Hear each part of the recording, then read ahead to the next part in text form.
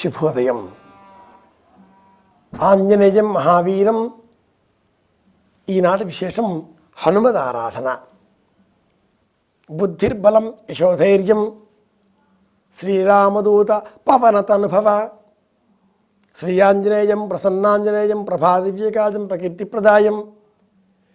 యత్ర యత్ర రఘునాథ కీర్తనం త్వమస్మిన్ కార్యనిర్యోగే.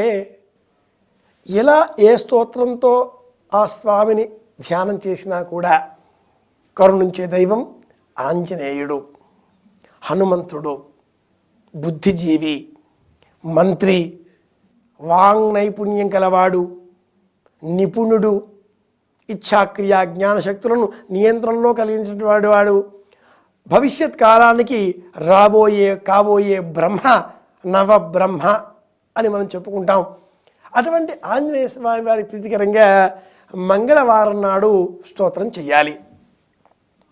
మాసం కార్తీకం, కృష్ణపక్షం. ఈ మంగళవారానికి జయవారం అని కూడా పేరు. జయాలను కలిగించేది. జయం దేనిపైన? మనస్సు పైన. ఓటమి అనే లక్షణం పైన మనం విజయం పొందాలి. నాకు ఓటమి లేదు, నేను ఓటమిని అంగీకరించను, నేను ఎక్కడ ఏది చేసినా కూడా జయం పొందాలి అనే ఏకైక లక్ష్యంతో ప్రయాణిస్తాను. ఉన్న స్థితి నుంచి ఉన్నత స్థితి వైపుకు, ఉన్నత స్థితి నుంచి ఉన్నతోన్నత స్థితి వైపు ప్రయాణించాలి, ఇది నా లక్ష్యం అని ఎవరైతే ఆలోచన చేస్తుంటారో అలాంటి వాళ్ళందరికీ కూడా పరమమైనటువంటి దైవం ఆంజనేయుడు. గమనిస్తే ఈ మంగళవారం నాడు కుజవారం అనే పేరు కూడా ఉంది. కుజుడు యుద్ధ దైవం. మార్స్ మంగళయానం అని మనం చెప్పుకుంటూ ఉన్నాం. భారతీయుడే మంగళయానం కూడా చేసేటటువంటి శక్తి కలవాడు. మన ఆధునిక భారత ప్రభుత్వం కూడా ఈ అంశాన్ని స్థిరీకరిస్తుంది తన చలామణిలో ఉండేటటువంటి కొత్త ద్రవ్యం ద్వారా. ఈ కుజుడెవరు? భూపుత్రుడు. భూమి నుంచి విడిపడిన ఒక భాగం సంచారం చేస్తున్నాడు. ఎలా ఉంటాడు? ధగాయమానంగా మండిపోతున్నటువంటి ఎరుపు వర్ణంలో, కాషాయ వర్ణంలో, కెంజాయ వర్ణంలో ఒకే ఒక రూపంగా ఆర్ద్ర ప్రవాళ మేఘం అట్లాగా ఆర్ద్ర నక్షత్రం వల్ల మెరిసిపోతూ కనిపిస్తాడు ఈ కుజుడు కూడా. కారణం ఏమిటి? అక్కడ ఉండేటటువంటి తత్వం, అది కూడా భూతత్వానికి మళ్ళీనే ఉంది అంటున్నారు ఆధునికులు. ఈ మంగళవారానికి ఇలా జయం పొందాలి, విజయం పొందాలి అనేటటువంటి కాంక్ష ఆధిపత్యంతో ఉన్న వారం ఇది. సూర్యోదయంతో ఉండే మొదటి యామం 6 నుంచి 7 వరకు ఉండేటటువంటి ఆ మొదటి గంట, దీనికి కుజుడు అధిపతి.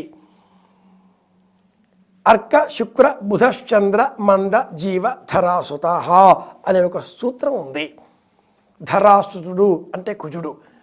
రోజులో కూడా ప్రతి గంటకు ఒక గ్రహం యాజమాన్యం కలిగి ఉంటే ఆ గ్రహం యాజమాన్యంతో ప్రారంభమయ్యేటటువంటి మొదటి గంట ఉన్న వారం ఆ గ్రహం పేరుతో పిలువబడుతుంది.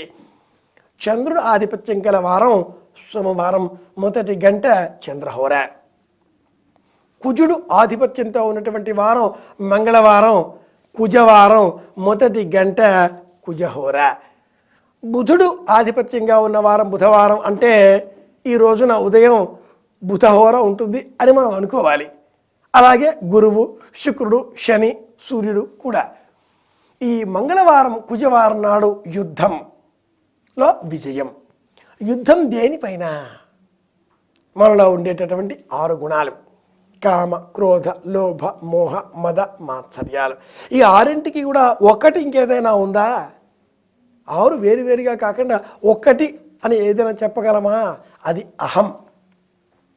అహం అనే పదం పైన మనం యుద్ధం ప్రకటిస్తే, ఆ యుద్ధంలో మనం విజయం పొందాలి అనుకుంటే అందుకు మనకు తోడ్పడే దైవం ఆంజనేయుడు.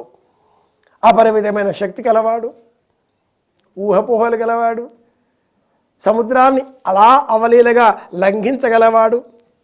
ఒక్క ముష్టిఘాతంతో ఏ గద పట్టుకోడు ఆయన, ఏ ఆయుధాలు లేవు. ఆయన బాహువులు, ముష్టి ఇవే ఆయన బలాలు, అవే ఆయన ఆయుధాలు. ఒక్క ముష్టిఘాతంతో లంకా నామ రాక్షసిని నేలపైన పడవేసేటటువంటి బలం కలవాడు. ఒక్క ముష్టిఘాతంతో రావణుడినే 4 అడుగులు వెనక్కి పడేలాగా బలప్రయోగం చేయగలవాడు. ఆయన ఇలా ఉంటాడు, దాసుడి వలె ఉంటాడు. దాసుడే ఎత్ర ఎత్ర రఘునాథ కీర్తనం తత్ర తత్ర కృత మస్తక అంజలిం. బాష్పవారి పరిపూర్ణ లోచనం మారుతిం. అలాంటి ఆంజనేయ స్వామి వారిని ఈ రోజున త్వమస్మిన్ కార్య నియోగే ప్రమాణం కపిసత్తమః హనుమన్యత్న మాస్థాయ దుఃఖక్షయకరో భవ. నా దుఃఖాన్ని తొలగించు అని మనం ప్రార్థించడమే, అహం పైన యుద్ధం ప్రకటించడమే హనుమదారాధన. అహం పైన యుద్ధం ప్రకటించడమే. అహాన్ని గెలిచామా హనుమంతుడి అనుగ్రహం లభించినట్లే. ఈ రోజున మనం హనుమదారాధన చేద్దాం. కార్తీక మాసం అందరికీ క్షేమం కలగాలి అని కోరుకుంటూ శుభమస్తు.